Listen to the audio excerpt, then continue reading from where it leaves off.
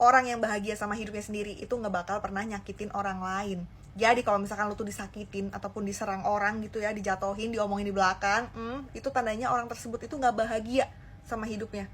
Makanya mereka pengen nyerang hidup orang-orang yang menurut mereka tuh bahagianya terlalu menyilaukan mata mereka gitu. Kenapa orang yang bahagia itu nggak bakal pernah bisa ngelukain orang lain? Ya karena menurut mereka tuh ya nggak perlu buat nyakitin ataupun ngelukain orang lain. Toh mereka sendiri udah ngerasa cukup, udah ngerasa damai sama diri sendiri dan punya empati untuk orang lain. Makanya nggak mau untuk melukai ataupun menyakiti hati orang lain gitu. Karena mereka tahu rasanya itu nggak enak. Makanya mereka nggak mau menerapkan hal itu ke orang lain. Beda sama orang yang nggak bahagia. Orang yang nggak bahagia itu cenderung bisa melukai dan menyakiti orang lain karena mereka itu memproyeksikan rasa sakitnya ke orang lain yang nggak punya rasa sakit yang sama. Biar apa ya, biar bisa jadi sama kayak mereka. Bahasanya kayak nyari pelampiasan gitu, buat bisa ngelampiasin amarah dan kekecewaan.